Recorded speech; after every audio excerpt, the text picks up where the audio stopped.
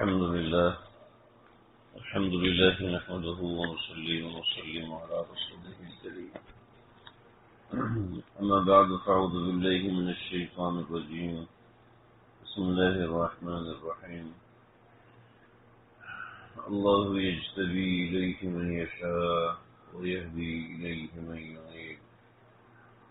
فقال تعالى: وهو الغفور الودود. صدق الله العظيم.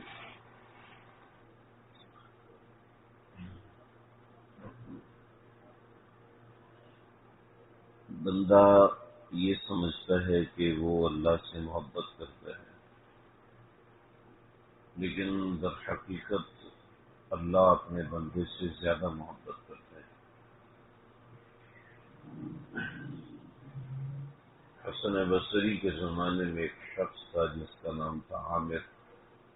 اس نے ایک باندی خریدی۔ میری آواز آ رہی ہے نا؟ شور تو مسئلہ تو نہیں؟ تو وہ باندی، بعض حضرات نے کہا یہ واقعی حسن بصری کا۔ پانی ڈال دو نا اس میں تھوڑا سا۔ وہ باندی کو لے کر آئے اور باندی سے کہا کہ تیرا نام کیا ہے؟ تو وہ کہنے لگی کہ غلاموں کا کوئی نام نہیں ہوتا، جو نام آقا رکھتا ہے وہی نام غلاموں کا ہوتا ہے۔ پہلے زمانے کے اندر غلام اور باندی کا سسٹم اور نظام اور رواج ہوتا تھا۔ اس کی وجہ یہ تھی کہ ٹرانسپورٹیشن اس زمانے میں نہیں تھی۔ چنانچہ کسی ایک علاقے کے لوگوں نے حملہ کیا تو وہ علاقے کے لوگ پکڑے گئے، اور جب ان کو پکڑ لیا تو ظاہری بات ہے اب ان کو جنگی قیدی کیسے بنائیں گے؟ جی، جنگی قیدی بنانا ان کو بڑا مسئلہ ہے کہ جیل میں ہو، پھر ان کو کھانا دیا جائے، ان کو سنبھالیں، وہ اکٹھے رہیں گے تو بغاوت کریں گے، اس طرح کے مسائل کریں گے۔ لیکن اس کا علاج یہ کیا گیا کہ جو جنگی قیدی ہوتے تھے ان کو پکڑ کر لوگوں میں تقسیم کر دیتے تھے، تو اب وہ اکٹھے بھی نہیں رہتے تھے، بغاوت بھی نہیں کر سکتے تھے، خرچہ بھی نہیں ہوتا تھا، اور جس کے پاس رہتے تھے وہ اپنے گھر کی کام کرواتا، گھر کی سب چیزیں یہ سب کرواتا، تو اس کے اندر اس کا کام چلا کرتا تھا۔ تو یہی ایک طریقہ کار تھا، اور اسی طریقے سے لوگ چلا کرتے تھے، معاملات آگے بڑھا کرتے تھے۔ تو اسلام جب آیا تو اسلام نے اس سسٹم کو منع نہیں کیا، اس لیے کہ سسٹم منع اس صورت میں ہوتا ہے نا جب کوئی متبادل دیا جائے۔ یعنی بیوی کا تو ہے لیکن تیرا نہیں ہے، جب تیرا نہیں ہے تو اندر جا نہیں سکتا۔ تو بڑا حیران ہوا ہارون رشید، کہنے لگا کہ اب کیا ہوگا؟ جاؤ بہلول سے کہو کہ وہ بھی تمہیں 1 درہم کا محل بیچ دے، اس سے لے لینا، پھر تمہارا بھی محل اس کے ساتھ ہی بن جائے گا۔ آنکھ کھلی، پسینے سے شرابور دوڑے حضرت بہلول کے پاس آئے اور کہنے لگے وہ محل چاہیے۔ کہا بن دیکھے کا سودا تھا، اب ہو گیا، اب نہیں مل سکتا، اب نہیں مل سکتا۔ تو یہ کیا آپ سمجھ رہے؟ یہ ایک طرف کا راستہ ہے، یہ 2 طرف کا راستہ ہے۔ بشر حافی رحمۃ اللہ تعالی علیہ شراب پیتے تھے، شراب، اور شراب کے نشے میں دھت جا رہے ہیں۔ اور اس زمانے میں شراب کی، امام احمد بن حنبل کے زمانے میں 3 صدی ہجری ہے، اس زمانے میں کوئی شراب پیتا ہو۔ آج کے زمانے میں کوئی شریف النفس آدمی شراب کو ہاتھ نہیں لگاتا، اس زمانے میں کوئی شراب پیتا ہوگا تو وہ کتنا بڑا ہوگا، خود سوچیں کتنا، یعنی اس کا اسٹیٹس کتنا گندے لوگوں میں شمار ہوگا۔ لیکن نام تھا بشر۔ ایک جگہ ایک کاغذ کا ٹکڑا پڑا ہوا تھا، اس پہ لکھا تھا بسم اللہ الرحمن الرحیم۔ اس کو دیکھا اور اٹھایا، اور اٹھا کے وہ درخت کی آڑ تھی اس میں ڈال دیا، اور گھر چلے گئے۔ وقت کے ایک بہت بڑے بزرگ نے خواب دیکھا اور کہا کہ بشر حافی کو ہمارا سلام دو، اور اس سے کہو کہ آپ نے آج میرا نام بلند کیا ہے، میں تیرا نام بھی قیامت تک بلند کر دوں گا۔ یہ آئے ہیں اور بشر حافی سے صرف اتنی سی بات کی، توجہ دی اور اصلاح کی اور ان کو اپنے ساتھ لے کر گئے، پھر بشر حافی بنے۔ امام احمد بن حنبل رحمۃ اللہ تعالی علیہ جب بشر حافی آتے تھے تو کھڑے ہو جاتے تھے، اپنی مجلس میں کھڑے ہو جاتے تھے۔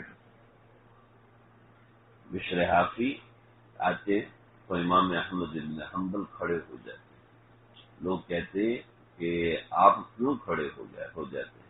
کہ میں ہوں کتاب اللہ تعالی، بشر حافی کتاب کے بغیر اللہ تعالی۔ ایک عورت آئی امام احمد بن حنبل کے پاس اور کہنے لگی کہ میں سوئی سے سوت کاٹتی ہوں۔ تو ایک مرتبہ ایسے ہوا کہ ایک شادی کی بارات گزر رہی تھی، تو انہوں نے قندیلیں پکڑی ہوئی تھی، تو اس کی روشنی میں نے تھوڑا سا سوت کاٹ لیا۔ تو اب آیا یہ میرا جو سوت کاٹا ہوا ہے یہ میرا حلال ہے یا حرام ہے؟ کہا نہیں یہ حرام ہے، اس کو صدقہ کرو۔ طلبہ حیران بھی یہ کیسے حرام ہو گیا؟ تو کہا کہ جاؤ دیکھو اس عورت کے پیچھے جاؤ یہ آئی کہاں سے؟ جا کے دیکھا تو یہ آئی تھی بشر حافی کے گھر سے۔ کہا یہ ایسے اللہ والے بزرگ ہیں، ان کو اس پیسے سے بھی تاریکی محسوس ہو۔ بشر حافی، بشر کا مطلب ہے نہ، بشر تو ان کا نام تھا، اور حافی کا مطلب ہے حافی کا مطلب ہے ننگے پاؤں چلنے والا۔ وَتَرَى الْمَلَائِكَةَ حَافِّينَ مِنْ حَوْلِ الْعَرْشِ، وَتَرَى الْمَلَائِكَةَ، تم دیکھو گے فرشتوں کو ننگے پاؤں عرش کے نیچے بھاگ رہے ہوں قیامت کے دن، ننگے نفسا نفسی کالم کے فرشتے ہی وہاں پر بھاگ رہے ہوں گے عرش کے نیچے۔ تو بشر حافی وَتَرَى الْمَلَائِكَةَ حَافِّينَ، یہ حافی تھے، بشر حافی ننگے پاؤں چلنے والے۔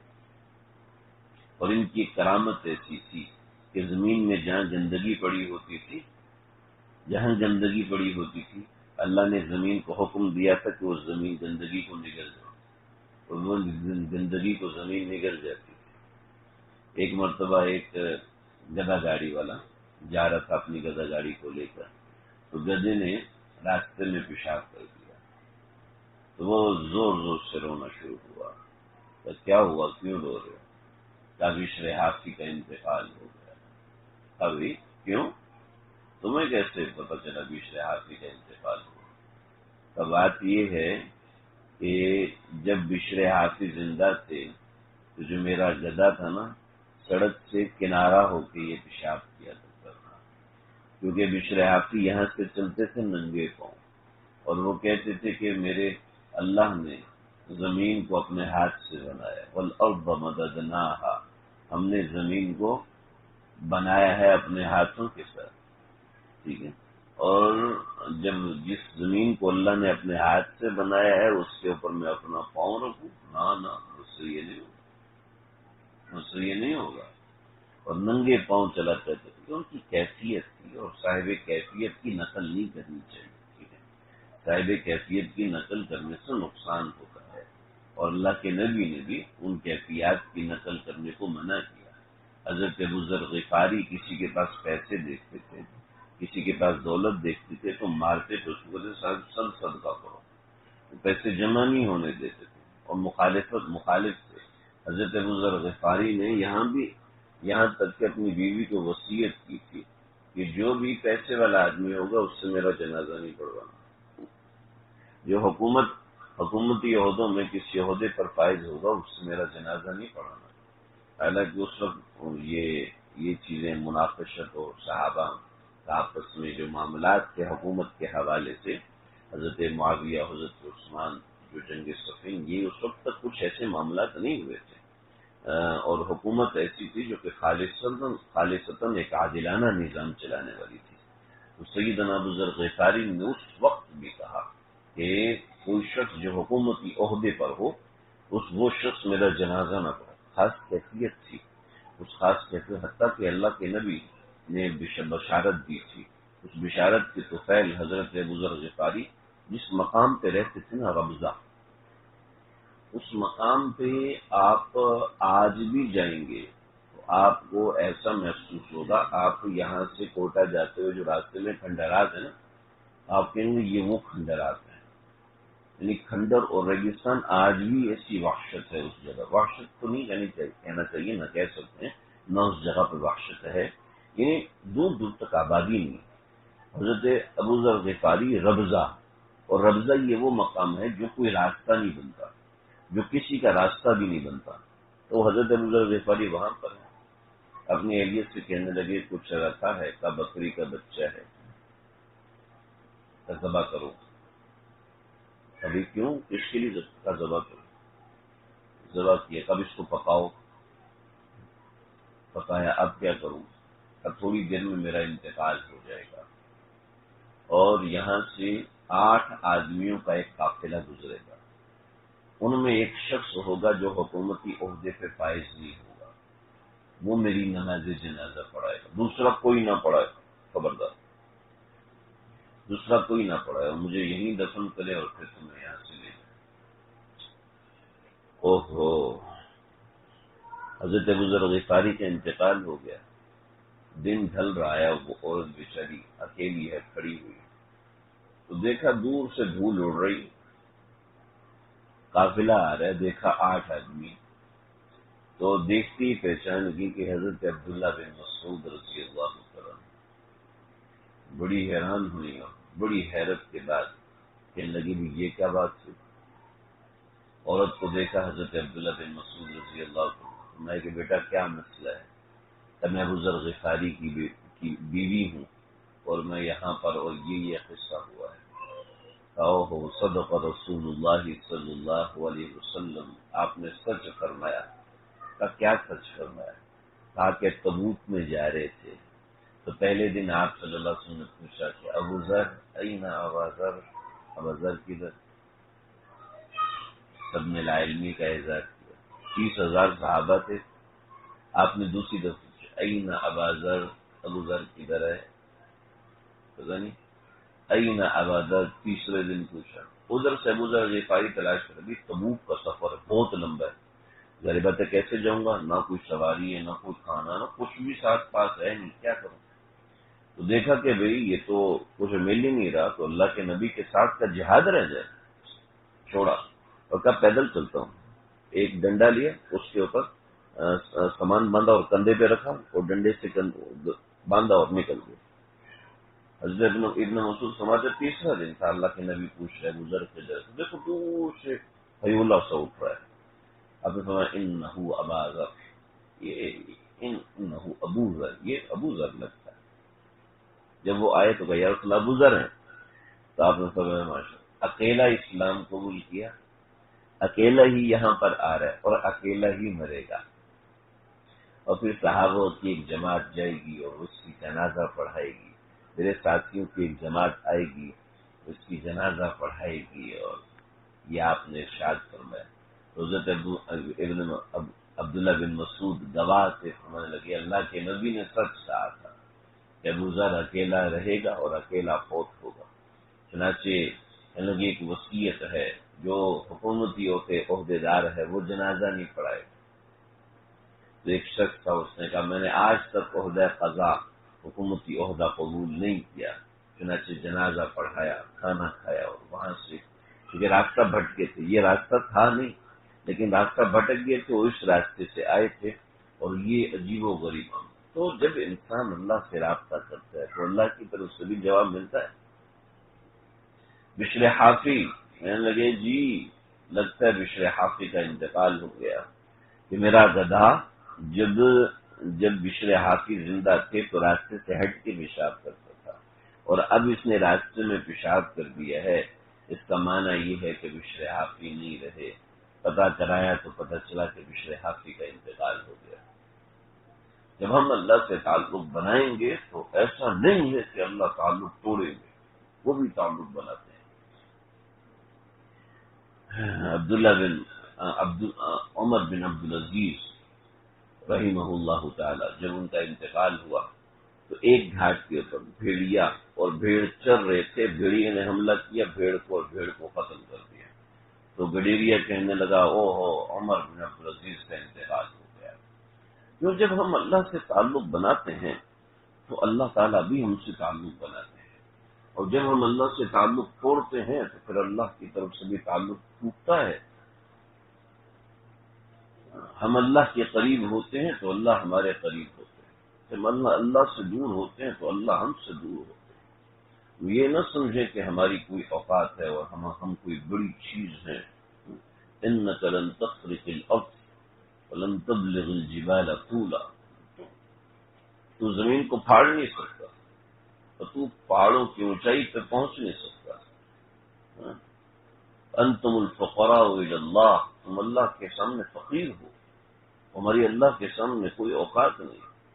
مجدد الفسانی ان کے زمانے میں شہنشاہ اکبر یہ علماء کا بڑی عزت کرتا تھا، اتنا اکرام کرتا تھا۔ کوئی عالم دین چلتا ہوا آ رہا ہوتا تھا تو یہ اپنے قافلے کو روک دیتا، گھوڑے سے اتر جاتا تھا۔ لیکن کیا ہوا، بس ایسا تھا کہ ان کے ساتھ جو لوگ رہتے تھے ان کا تعصب اکبر بادشاہ پہ بہت برا پڑا۔ یہ بادشاہ کی کرسی کے ساتھ علماء کی کرسیاں لگتی تھیں، تو دیکھا کہ ایک دن دو علماء لڑ رہے ہیں۔ کس بات پہ لڑ رہے ہیں؟ اس بات پہ لڑ رہے ہیں کہ میں نے بادشاہ کے ساتھ بیٹھنا ہے، دوسرا کہتا ہے میں نے بادشاہ کے ساتھ بیٹھنا ہے۔ بادشاہ کہتا ہے ان کو کیا ہوگا، یہ میرے ساتھ بیٹھنے کے لیے اتنے زیادہ پاگل کیوں ہو رہے ہیں؟ لیکن جب دل میں دنیا آ جاتی ہے، اس دل میں جب دنیا آ جاتی ہے تو اس دل سے گندی کوئی چیز نہیں۔ الدنیا جیفۃ وطالبھا کلاب، جیفا کہتے ہیں ایک جانور جب مر جاتا ہے اس کی کھال کو اتار کے پھینک دیا جاتا ہے، ٹھیک ہے؟ اس کی کھال کو اتارنے کے بعد جب اس گوشت کے اندر کیڑے پڑنے لگتے ہیں، بدبو پھیلنے لگتی ہے، تو ایسے گوشت کے ٹکڑے کو کہتے ہیں جیفا۔ بعض حضرات نے کہا نہیں، اس کو جیفا نہیں کہتے، اس کو تو جسد کہتے ہیں، بلکہ اس میں سے ایک ٹکڑا جب کوئی کاٹ کے الگ کرتا ہے اور اس کے اوپر جانور لڑائی کرتا ہے تو اس کو جیفا کہتے ہیں۔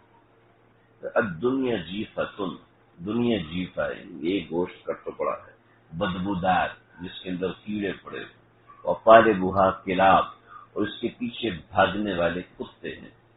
الامان والحفیظ، اللہ ہم سب کی حفاظت فرمائے۔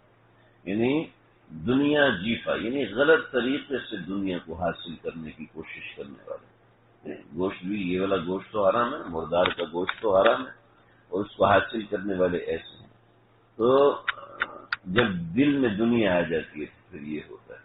اور یہی جو مفتی تھے انہوں نے کیا کیا تھا، ان کو ہدیے تحفے نذرانے، ظاہر بات ہے بہت بڑے آدمی تھے تو حکومت کی طرف سے تنخواہ سونے کی شکل میں ملتی تھی، تو دوسروں کو کہتے تھے صدقہ کرو، اور خود کیا کرتے تھے، خود اپنے پیسے جو تھے وہ جنازے میں ڈالتے، اور جنازہ جاتا اور قبرستان کے اندر ایک قبر بنائی ہوئی تھی اس میں اپنے پیسے محفوظ رکھتے۔ بادشاہ کو خبر ہوئی اور پھر اس طریقے کے گھٹیا لوگوں نے دین کو بدنام کیا ہے ہر موقع پر، ہر دفعہ، چاہے وہ میر جعفر ہو یا نورتن ہو، انہوں نے یہی کیا ہے۔ چنانچہ جو دربار کے اندر درباری ملا تھے ان کو کچھ ایسے مواقع ملے، انہوں نے بادشاہ سے کہا کہ بادشاہ سلامت 1000 سال کے بعد، جیسے 1000 سال کے بعد 10 صدی مکمل ہوتی ہے تو اس کے بعد دین ایک نئے رخ پہ آتا ہے، چنانچہ جو وقت کا بادشاہ ہوتا ہے دین اسی کا دین ہوتا ہے، چنانچہ یہ آپ کا دین ہے، اب آپ جو دین بنائیں گے وہی دین بنے گا۔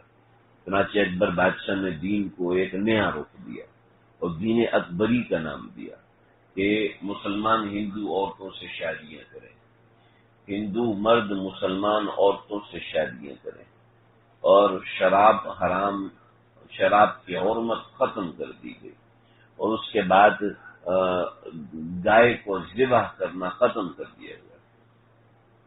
اور نورتن اس کے زمانے کا بہت بڑا عالم، لیکن کیا ہے مجھے اس کا نام یاد، نورتن اس کے 9 وزراء تھے جو 9 اس کے بعد شیعہ عالم تھے، اور انہوں نے بادشاہ کے سامنے کہا کہ بادشاہ کے سامنے سجدہ ہونا چاہیے، اور یہ ساری باتیں کہہ کے بادشاہ کو مکمل علماء کے خلاف کیا، حتیٰ کہ بادشاہ کو مزہ آتا تھا کہ اس کے سامنے کسی عالم کو تڑپا کے قتل کیا جاتا۔ یہ ایک زمانہ گزرا ہے جب انسان دین سے بغض پیدا ہوتا ہے تو اس کو گناہوں سے محبت ہونے لگتی ہے اور نیکیوں سے نفرت ہونے لگتی ہے۔ دین کی ذات پہ اشکال ہونے لگتے ہیں اور گناہوں کی ذات پہ تعویل ہونے لگتی ہے۔ چنانچہ وقت کے بادشاہ نے ایک مرتبہ ایک بڑے عالم دین، ان کے لیے 3 دن شیروں کو پنجرے میں بند رکھا بھوکا، اور پھر ان کے جسم پہ دہی ڈالی،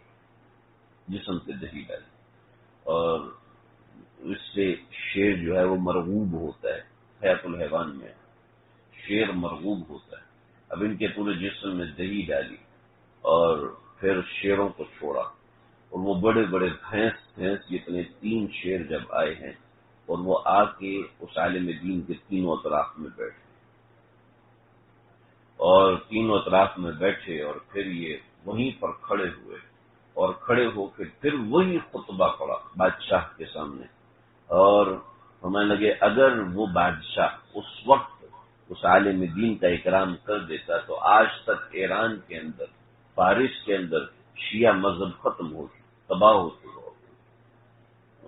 انہوں نے کہا ارحم امتی بامتی ابو بکر واشدهم فی امر اللہ عمر واصدقهم حیاء عثمان واقضاهم علی وفاطمة سیدۃ نساء اہل الجنہ والحسن والحسین سیدا شباب اہل الجنہ۔ یہ کیا ہے؟ یہ کیوں اسلام کے خلاف چڑھتے ہیں؟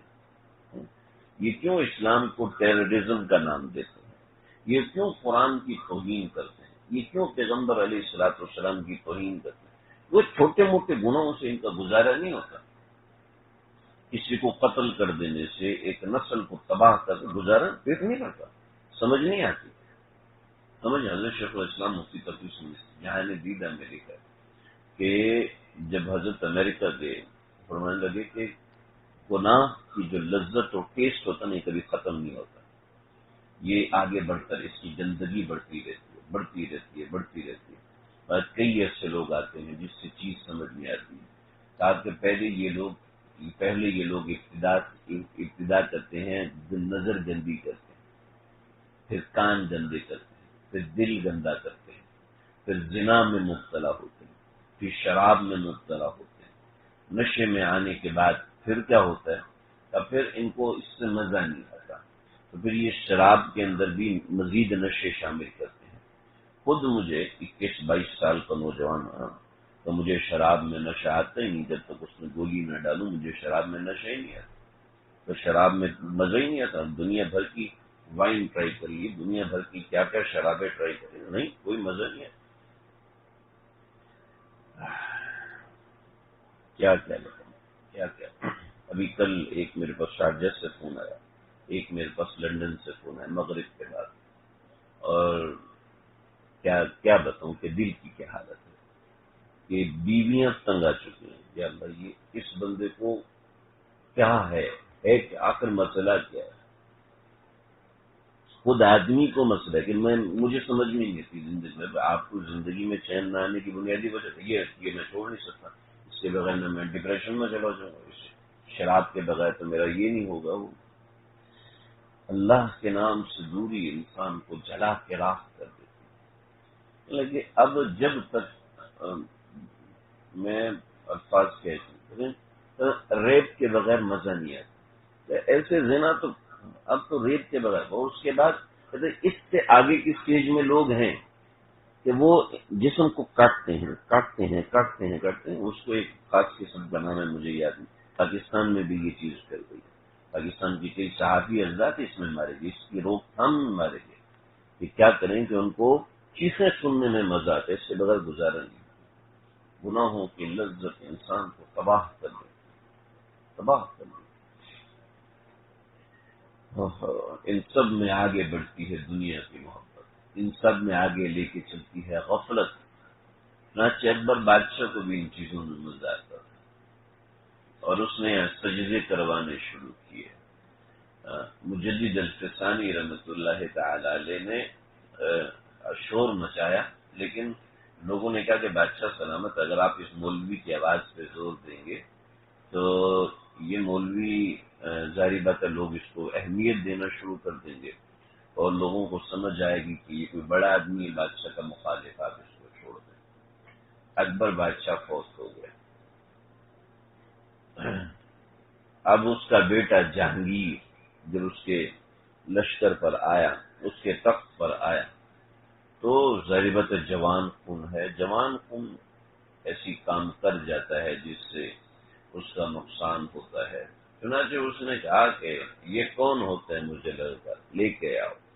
اب مجدد الفسانی وہ شخص ہے کہ پورا ہندوستان اس کا مرید ہے، پورا ہندوستان اس کا مرید ہے۔ خود بادشاہ کے دربار کے اندر بڑے بڑے وزراء، نظام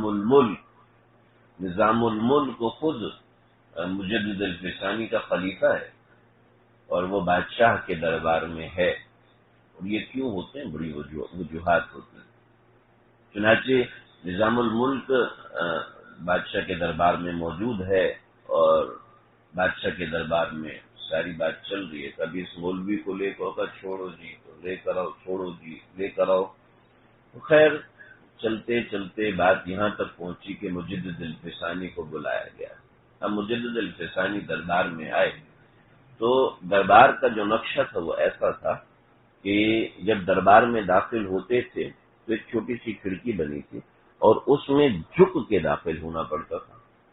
تو مجدد الفسانی کہنے لگے کہ میں ایسے داخل نہیں ہوں گا، میں جھک کے داخل نہیں ہوں گا، بلکہ میں اس طرح کروں گا کہ پہلے پاؤں اندر ڈالے اور پھر سر کو اندر داخل کیا۔ تو بادشاہ کے سامنے سر نہیں چھکا کہ اللہ والوں کا کام تو ہوتا ہے کہ اعلاء کلمت اللہ کریں، اللہ کا نام بلند کریں۔ چنانچہ جب گئے تو کہنے لگے کہ تم نے بادشاہ کو سجدہ نہیں کیا، کہ بادشاہ کو سجدہ کرنا حرام ہے۔ تو یہ 9 علماء کہتے یہ 9 کے 9 بالکل لا علم ہے، ان کو کچھ پتہ نہیں، یہ 10 منٹ میرے سامنے ٹک نہیں سکتے۔ کہا کہ بات کرو، بات کیا، ابو بکر کو سجدہ ہوا، عمر کو سجدہ ہوا، عثمان کو سجدہ ہوا، علی کو سجدہ ہوا، تو کسی کو سجدہ نہیں ہوا۔ جب کسی کو سجدہ نہیں ہوا تو اس کو سجدہ کیسے ہو سکتا ہے؟ بات سمجھ میں آ گئی اور بادشاہ کو پتہ چل گیا کہ یہ بندہ جرت والا ہے۔ جو جرت والے لوگ ہوتے ہیں وہ نظر آ جاتے ہیں، جو بھیگی بیلی والے ان میں کوئی جان نہیں ہوتی، ان کے عمل میں کوئی جان نہیں ہوتی، وہ چھپ چھپ کے اعمال کرنے والے، دنیا سے چھپ چھپ کے رہنے والے، ظاہری بات ہے ان کے عمل میں نہ طاقت ہوتی ہے، نہ دل کے اندر ایمان کی روشنی ہوتی ہے۔ تاکہ یہ بے ادب انسان ہے، آپ کو تعظیمی سجدہ کرنا چاہیے تھا، کہ تعظیمی سجدہ اسلام میں نہیں ہے۔ اسلام نے آتے ہی تعظیمی سجدے کو بند کر دیا۔ پیغمبر علیہ الصلوۃ والسلام نے تعظیمی سجدہ نہیں کروایا اور نہ ہی خلفاء کو اجازت دی کہ کسی کو تعظیمی سجدہ کریں۔ چنانچہ تعظیمی سجدہ منع ہے، کہ ان کو قید کرو۔ جب ان کو قید کر دیا تو پتہ چلا کہ خانان خان بغداد سے اٹھے، پنجاب یہ پورا پاکستان سمجھ لو، یہ پنجاب ہے، یہ پنجاب سے اٹھے اور پورا افغانستان یہ کابل کہلاتا تھا، یہ پورا افغانستان کابل اور یہ پنجاب اور وہاں سے بنگال، یہ 3 بڑے بڑے لشکر آئے اور دہلی کے اوپر حملہ آور ہوئے۔ جب دہلی پہ حملہ آور ہوئے 3 طرف سے حملہ آور ہوئے اور تینوں مجدد کے مریدین، اور کہا کہ ہم اس حکومت کو جہانگیری کو ہم ماننے کو تیار نہیں۔ حملہ کیا اور جہانگیر کو تہس نہس کر دیا۔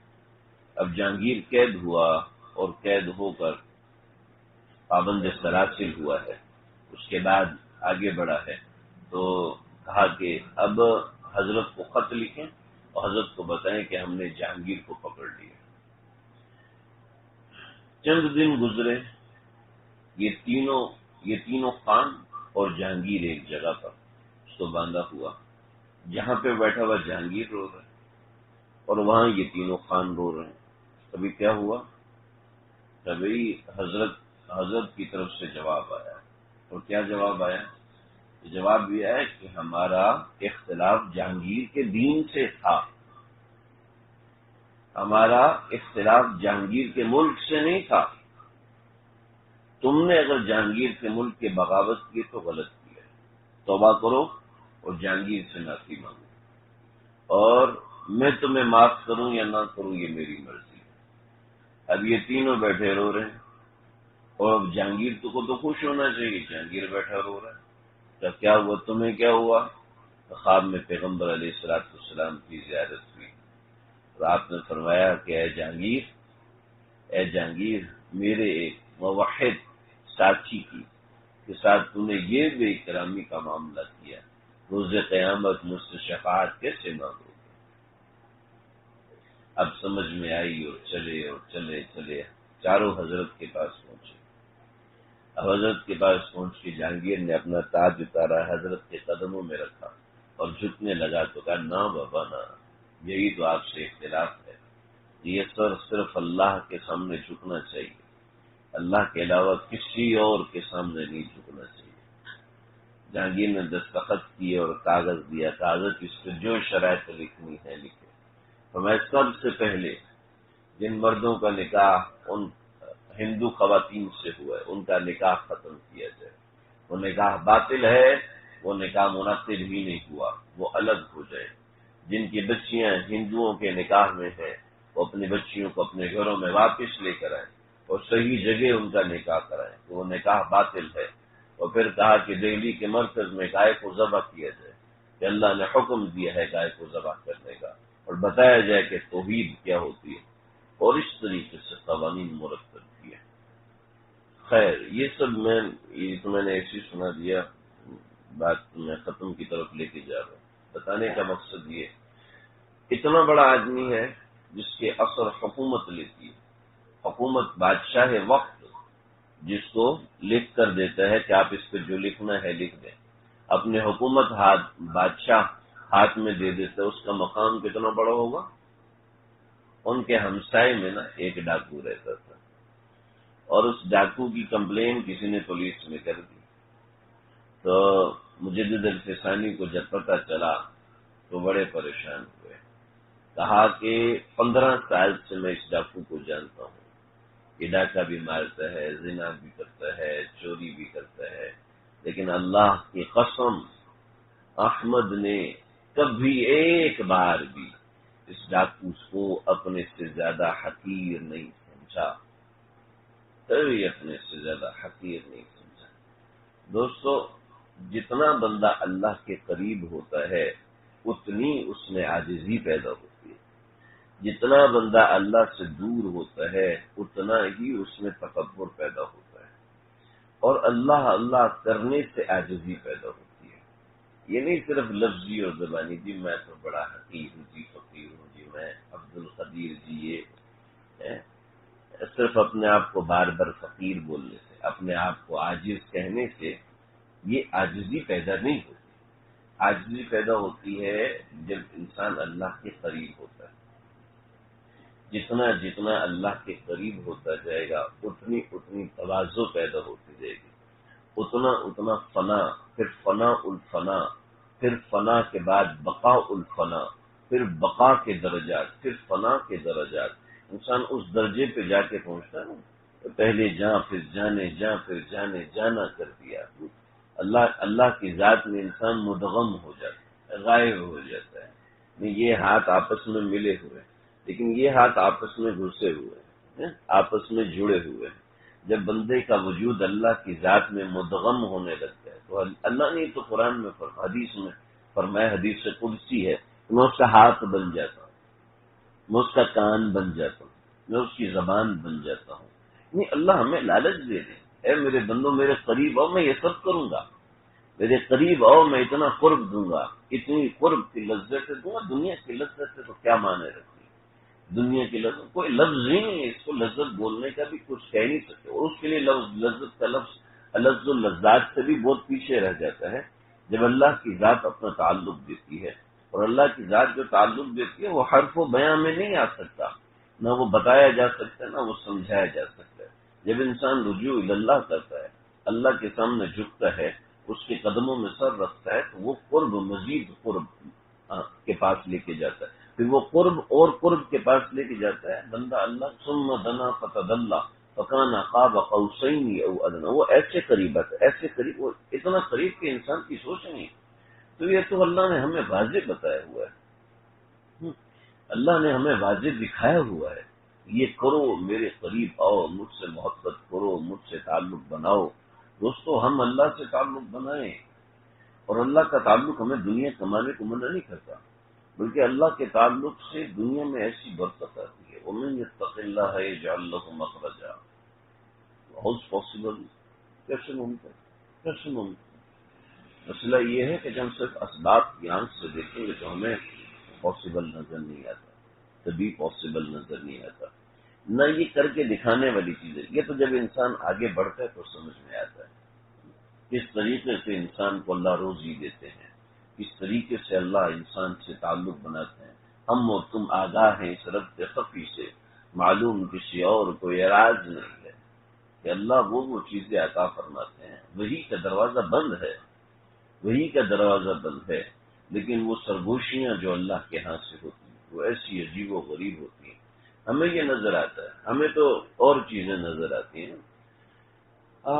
مجدد الفسانی رحمۃ اللہ علیہ کے پاس ایک صاحب آئے اور کہنے لگے کہ مجھے کچھ دے دو، اللہ کے نام پہ کچھ دے دو۔ فقیر تھا، بزرگ تھا، تو مجدد الفسانی کہ جاؤ کچھ نہیں، کہنے لگا ایسی چھلانگ لگاؤں گا کہ زلزلہ آ جائے گا، تو کہنے لگے جاؤ کرنا ہے جو کر لو، جو کرنا ہے کر لو۔ تو اس نے وہاں سے اٹھا اور چھلانگ لگا، جیسے چھلانگ تو زمین پہ زلزلہ آ گیا۔ تو مجھے تو کہنے لگا او اچھا اچھا اچھا، وہ مسواک ہے، اس کے نیچے پیسے رکھنے، لے لو، مسواک ہے اس کے نیچے پیسے رکھنے، لے لو۔ تو وہ گیا مسواک اٹھانے لگا، جیسے مسواک اٹھانے تو زلزلہ آ گیا، پھر اٹھایا پھر زلزلہ، پھر اٹھانے لگا پھر پیسے نہیں اٹھا سکا۔ اوئے ہوئے ہوئے، تو بڑا حیران ہوا، آنکھیں پھٹی، حضرت کو دیکھنے لگا، حضرت یہ کیا ہے؟ تو میاں تمہارے چھلانگ لگانے پر زلزلہ آیا، یا مسواک ہلنے سے بھی زلزلہ آ جاتا ہے، لیکن اب جتنی مرضی چھلانگیں لگاؤ کچھ ہونے والا نہیں، اب کچھ ہونے والا نہیں ہے، کیونکہ اللہ نے تھوڑا سا تعلق دیا تھا وہ تم نے ضائع کر دیا لوگوں کو دکھا کے۔ اب لگاؤ چھلانگے، ایک پتا بھی ہلا کے دکھاؤ تو پھر کہنا۔ ایک آدمی آئے، بزرگ آئے حضرت مجدد سے ملنے آئے، اور شیر کے اوپر بیٹھے ہوئے، سانپ کا کوڑا بنایا ہوا، بڑی شان و شوقت کے ساتھ آئے۔ حضرت مجدد نے دیکھا اور سر جھکا لیا، اور پھر دوبارہ کہا کہ جب باہر جانا تو دھیان سے جانا۔ اور کیا ہوا؟ کہا کہ بس جو کہا ہے سوچ کے جانا۔ جب باہر گئے تو شیر بھی تیار کھڑا ہے کاٹنے کے لیے، اور سانپ بھی پھن پھیلا کے کھڑا ہے ڈسنے کے لیے۔ واپس آئے، کیا ہوا؟ تو میاں اگر اللہ کچھ تھوڑی سی بھیک دیتے ہیں نا تو دنیا کو دکھانے مت چل پڑا کرو۔ تو بات یہ ہے کہ اللہ اپنے تعلق کی بھیک دیتے ہیں، تعلق کی بھیک دیتے ہیں۔ جب ہم اس کی ناقدری کرتے ہیں گناہ کر کے تو بھیک چھن جاتی ہے، چلی جاتی ہے۔ اللہ کہتے ہیں اس قابل ہی نہیں ہے کہ اس کو دیا جائے، اس قابل نہیں ہے کہ اس کو یہ رس چڑھایا جائے۔ دوستو ہم اللہ سے قریب جانے کی کوشش کریں، اللہ کے قریب آنا اللہ کی قسم بہت آسان ہے، بہت مزیدار ہے۔ اس سے تعلق بنائیں کسی بھی ذریعے سے، دعا کے ذریعے سے بنائیں، ذکر کے ذریعے سے بنائیں، لمبی نماز کے ذریعے سے بنائیں۔ آپ یقین کرنا، میرا دل نہیں کرتا بار بار قسم اٹھاؤں کہ میں کہتا ہوں آپ یقین کرنا، آپ تعلق بنائیں، وہاں سے تعلق نہ بنے تو کہنا میں نے نہیں بول دیا۔ تعلق بنتا ہے، اور ایسا تعلق بنتا ہے کہ دنیا انگلی دانتوں کے نیچے لگا کے بیٹھی رہتی ہے، اور اس بندے میں فنا آنا شروع ہوتا ہے، فنا الفنا آنا شروع. یہ اصطلاحات ہیں تصوف کی، میں لکھتا تو اس سے زبان پہ چڑھی ہوئی ہیں. یہ فنا انسان پہلے اب ایسی کہتا رہتا ہے کہ میں کچھ بھی نہیں ہوں، میں کچھ بھی نہیں ہوں، میں کچھ بھی نہیں. جب یہ اندر اترتا ہے نا تو پھر انسان کو سمجھ میں آتا ہے اچھا فنا اس کو کہتے ہیں. پھر یہ اور راسخ ہوتا ہے تو پھر کہتا ہے اچھا فنا اس کو کہتے ہیں. پھر یہ اور راسخ، پھر اور راسخ، پھر یہ اور راسخ، اور بندہ اللہ کے قریب ہوتا ہے، اللہ کے جلووں کو آنکھوں سے دیکھتا ہے اور عجیب و غریب برکات محسوس کرتا ہے. ہم سمجھتے ہیں یہ کچھ بھی نہیں، وہ بہت بڑی چیز ہوتی ہے. ایک بڑے بزرگ تھے اور ہمارے اکابرین میں انتقال ہو گیا، تو فرمانے لگے کہ میں نے ایک آدمی کو دیکھا، اس کی عجیب و غریب کرامات اور عجیب و غریب چیزیں. میری بڑی خواہش ہوئی، بڑی دعا کی اللہ میں کبھی اس سے مل سکوں، کبھی اس سے مل سکوں. لیکن وقت لگا. اس وقت کے بعد میری ان سے ملاقات ہوئی تو انہوں نے مجھے کہا کہ مجھے آپ ایک کام کی اجازت دیں. تاکہ میں آپ کے سینے پہ بوسہ لینا چاہتا ہوں اور پیشانی کا بوسہ لینا چاہتا ہوں، اور مجھے گناہ گار نہ کرو. آپ اتنے بڑے آدمی ہو، میں آپ سے ملنے کی دعائیں مانگ رہا ہوں اور آپ یہ. کہنے لگے نا مولانا نہیں، آپ حدیث پڑھاتے ہو اور آپ فقہ پڑھاتے ہیں، آپ کو پتہ نہیں ہے کہ آپ کو اللہ نے کتنا بڑا درجہ دیا ہوا ہے. اب ہمارے درجے کو دیکھ کے متاثر ہو رہے، یہ آپ کے بال کے برابر بھی نہیں. اور پھر اللہ نے دکھایا، دنیا نے دیکھا کہ اللہ نے ان کو کیا مقام دیا. تو دوستو ہمیں بعض دفعہ پتہ نہیں ہوتا کہ اللہ ہمیں کیا دینا چاہتے ہیں، اور ہم اپنی نادانی میں بھلا بیٹھتے ہیں کہ ہمیں اللہ سے یہ نعمت ملنے والی تھی اور رہ گئی، یہ نعمت ملنے والی تھی اور رہ گئی. حدیث میں آتا ہے، بس یہ سنا کے ختم کرتا ہوں. آپ صلی اللہ علیہ وسلم نے فرمایا ایسا آدمی جب جنت میں جانے والا ہوگا تو اللہ اس کو روک دے گا نا اب یہاں سے واپس آؤ. تو وہ چیخے گا اے اللہ اگر وہیں بھیجنا تھا تو جنت دکھانی نہیں تھی. اب تو میں نمبر 1 اس عذاب سے مروں گا، نمبر 2 وہ حسرت بھی میرے سر پہ رہے گی. حدیث میں آتا ہے ہر مومن کے لیے جنت میں جگہ بنی ہوئی ہے، ہر مومن کے لیے جنت میں جگہ بنی ہوئی ہے، تیار ہے، بالکل تیار ہے. اس کا نام، اس کی ماں، اس کے باپ کے نام کے ساتھ جگہ متعین ہے، محل تو اس کا نام لکھا ہوا ہے. ٹھیک ہے، اب اس کی مرضی ہے وہ محل تک پہنچے، اس کی مرضی ہے وہ پیچھے ہی گر جائے. یہ ہمارے اختیار کی چیز ہے. اللہ مجھے آپ کو ہم سب کو سمجھنے کی، عمل کرنے کی توفیق عطا فرمائے. اللہ سے محبت کرنے کی کوشش کریں. دنیا کی چیزوں سے، یہ چاق و چوند سے اور یہ ادھر ادھر کی چیزوں کی محبت یہ انسان کو تباہ کر دیتی ہے. جب انسان ایک اللہ سے محبت کرتا ہے نا تو پھر اللہ اپنے تعلق کا مزہ بھی چکھاتے ہیں اور اس کی طرف سے کیا کچھ ملتا ہے یہ تو ہر انسان کے اپنے اوپر موقوف ہے.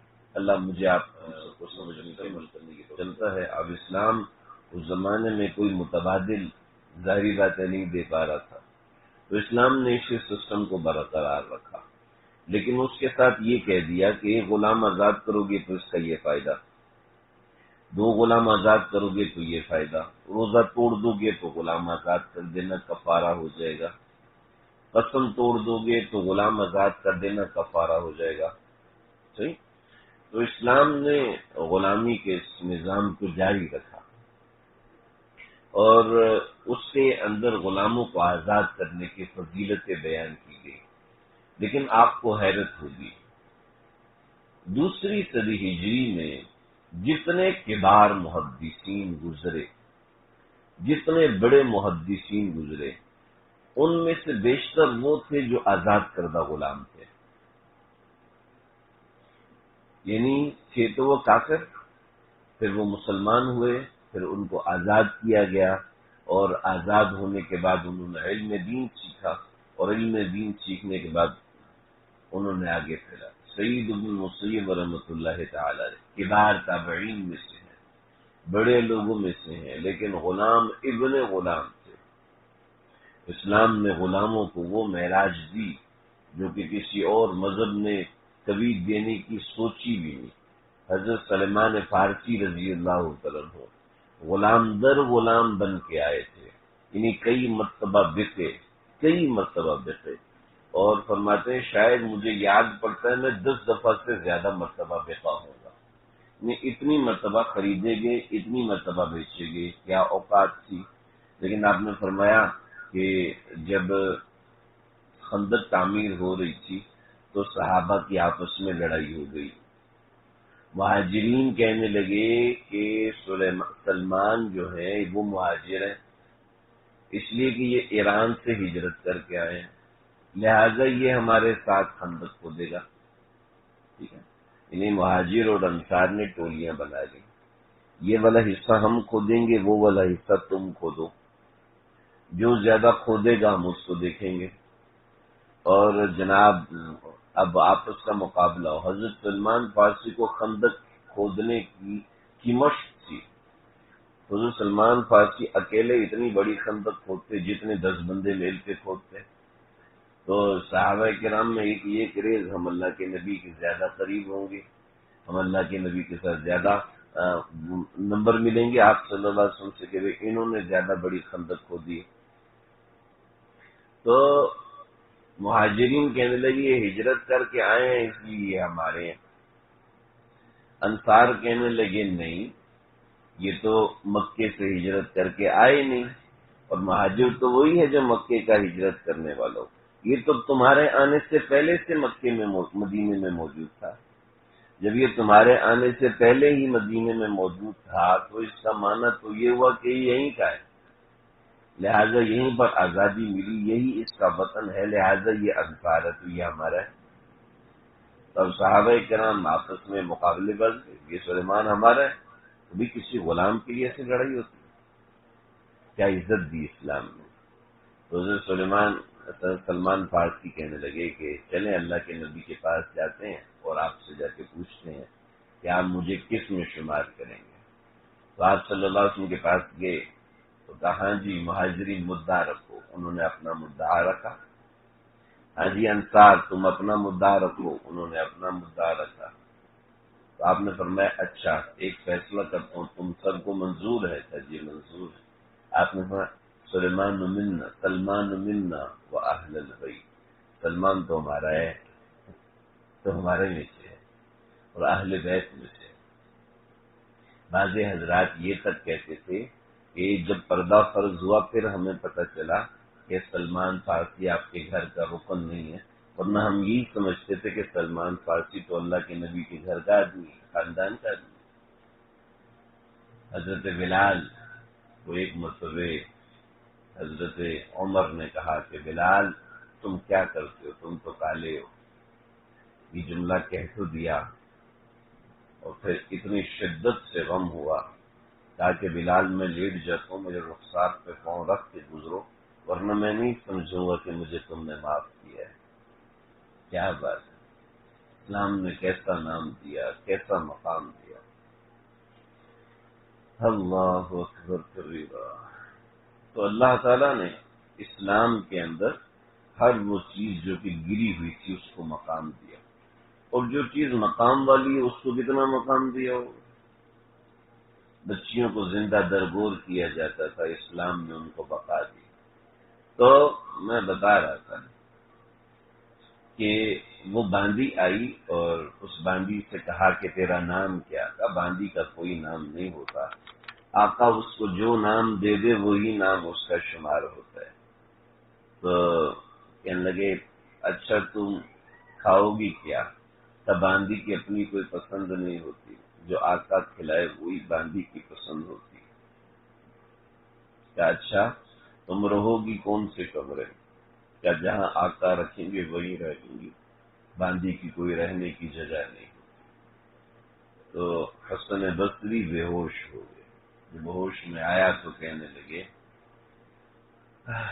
اس عورت نے مجھے اللہ کی بندگی سکھا دی کہ ہماری اپنی کوئی منشا نہیں ہے کہ ہم اپنا نام کیا رکھیں، ہم اللہ کے بندے ہیں، اللہ کی مرضی سے نام رکھیں گے، ہم اللہ کے بندے ہیں، اللہ کی مرضی سے کھائیں گے، ہم اللہ کے بندے ہیں، اللہ کی مرضی سے رہیں گے۔ اللہ اکبر۔ پھر ایک مرتبہ باندھی رات کے وقت اللہ سے مناجات کر رہی تھی اور کہنے لگی کہ اے اللہ، اے وہ ذات جو مجھ سے محبت کرتی ہے، میں تجھے اس محبت کا واسطہ دیتا ہوں جو تجھ کو مجھ سے ہے۔ بڑی باریک سی بات ہے، بچوں سمجھنے کی کوشش کرو۔ میں یہ واقعہ بہت دفعہ بچپن میں نے یہ واقعہ بہت دفعہ پڑھا، مجھے اس واقعے کی سمجھ ہی نہیں آتی، مدرسے میں آنے کے بعد بھی سمجھ میں نہیں آئی، کئی دفعہ سمجھ میں کافی عرصے کے بعد سمجھ میں آئی کہ یہ کیا کہ تجھ کو مجھ سے ہے، یعنی واقعی سینس میں نہیں آتا تھا۔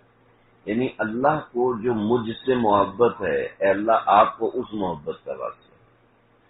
تو یہ کہنے لگے ارے اللہ کی بندی کیسی گھٹیا بات کر رہی ہے، اللہ کو جو مجھ سے محبت ہے۔ ہم چھوٹے ہیں، ہم یہ کہتے ہیں اللہ جو مجھے آپ سے محبت ہے اس کی بات کرو، یہ نہیں کہو کہ اللہ کو مجھ سے محبت ہے، یہ تو بڑی بات ہو جائے گی، یہ تو دعویٰ ہو جائے گا نا کہ اللہ مجھ سے محبت کرتے ہیں۔ تو کہنے لگی کیا کہتا ہے، اللہ کو اگر مجھ سے محبت نہ ہوتی نا تو مجھے اپنے سامنے کھڑا نہ کرتے، اللہ نے مجھے اپنے سامنے کھڑا ہونے کی توفیق دی ہے، اس کا معنی ہے کہ اس کو مجھ سے محبت ہے۔ ہائے ہائے، اللہ اپنے بندوں سے بڑا پیار کرتے ہیں، بڑی محبت کرتے ہیں۔ عمر بن عبدالعزیز اللہ سے ڈرتے تھے، اللہ سے تعلق بنایا تھا، تو اللہ نے بھی ان سے تعلق بنایا تھا۔ جس نے اللہ سے تعلق بنایا اللہ نے بھی اس سے تعلق بنایا، اور ایسا تعلق بنایا۔ حضرت بہلول کے پاس ایک آدمی آیا اور حضرت کے پاس گھوڑے سے اترا اور اتر کے قدموں میں بیٹھ گیا اور کہنے لگا کہ حضرت آپ بتائیے کہ تجارت کرنا چاہتا ہوں، کیا خرید؟ تو کہا کہ فلاں رنگ کا کپڑا خرید لو، بڑی برکت ہوگی۔ خرید لیا۔ کچھ عرصے بعد بادشاہ نے اعلان کیا کہ جو مجھ سے محبت رکھنے والے ہیں وہ اس رنگ کا کپڑا پہن کر فلاں مقام پہ آ جائیں۔ اب کپڑا کس کے پاس ہے؟ کپڑا اس کے پاس ہے۔ اب یہ مہنگے دم دے رہا، بادشاہ کہتے ہیں میں خود خرید کے دوں گا۔ جس کا خریدار بادشاہ بن جائے بتاؤ جی اس کا کیا معاملہ ہوگا؟ جس کے بزنس کانٹریکٹ حکومتوں کے ساتھ ہونے لگے تو وہ ہزاروں میں کانٹریکٹ کرتا ہے، کروڑوں اربوں میں کرتا ہے، اربوں میں کرتا ہے۔ ایسی برکت ہوئی، ایسی برکت ہوئی، ایسی برکت ہوئی۔ کچھ عرصے کے بعد آئے اور وہ آیا اور شیخ بہلول نیچے بیٹھے ہوئے تھے، تو کہنے لگے ہاں بہلول بتاؤ کیا خرید، کیا تربوز خرید لو؟ تربوز خریدے، سیزن تھا نہیں، معاملہ خراب ہوا، سارا پیسہ ضائع ہو گیا۔ جب سب لوٹ لٹ کے ختم ہو گیا تو پھر آیا بہلول کے پاس، ہاں بھائی کیا ہوا؟ تو میں نے پچھلی دفعہ بھی یہ واقعہ سنایا تھا، لیکن میں آج ایک اور بات اس میں بتانا چاہتا ہوں۔ حضرت بہلول کو علم غیب تھا، جی اللہ والوں کو علم غیب ہوتا، علم غیب نہیں ہوتا۔ بات یہ ہے کہ وہ اللہ کے اشارے سے بتاتے ہیں۔ وہ اللہ کا اشارہ تھا اس بندے کا نقصان کرنا، اللہ کا اشارہ تھا اس کے ادب کی وجہ سے اس کی تعظیم کرنا، تو اللہ نے جواب دیا، اور ایسا جواب دیا کہ مالا مال ہو گیا۔ اور دوسری طرف سے جب اس نے تعظیم نہیں کی تو اللہ کی طرف سے بھی تعلق توڑ دیا گیا۔ اللہ کی طرف سے بھی تعلق بہلول نے کیا کیا؟ بہلول نے کچھ بھی نہیں کیا، تعلق اللہ کی طرف سے توڑ دیا گیا۔ یہ بہلول سے ملکہ زبیدہ بیٹھی ہوئی تھی، ملکہ زبیدہ باہر نکلی تو یہ مٹی سے کھیل رہی تھی، مٹی سے تو بچے کھیلتے ہیں۔ تو ملکہ زبیدہ کا بہلول کیا کر رہے ہو؟ کہا کہ محل بنا رہا ہوں۔ ملکہ زبیدہ کہنے لگی کہ تنکوں کا محل بنا رہے ہیں؟ ہاں، تنکے مٹی میں جوڑے ہوئے تھے، اس کا محل بنا رہے۔ تو ملکہ زبیدہ کہنے لگی بیچو گے؟ ہاں بیچوں گا۔ کتنے کا؟ کہ 1 درہم کا۔ 1 درہم دیا اور وہ تنکے اٹھائے اور چلی گئی اور دوبارہ محل بنانے لگے۔ ہارون رشید وہاں سے گزرے، کا بہلول کیا کر رہے ہو؟ کا محل بنا رہا ہوں۔ کا تنکوں کا محل؟ کہاں تنکوں کا محل؟ کتنے کا؟ 1 روپے کا۔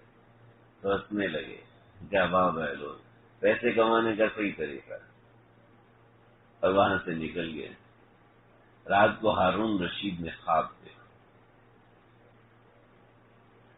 نصرت الاولیاء میں لکھا ہے اور بڑی بڑی کتابوں میں یہ واقعہ لکھا ہے۔ خواب دیکھا، لگے کہ باغ ہے، ایک جنت کا دروازہ ہے، اور وہ محل ہے، اس محل کے اوپر لکھا ہے ملکہ زبیدہ۔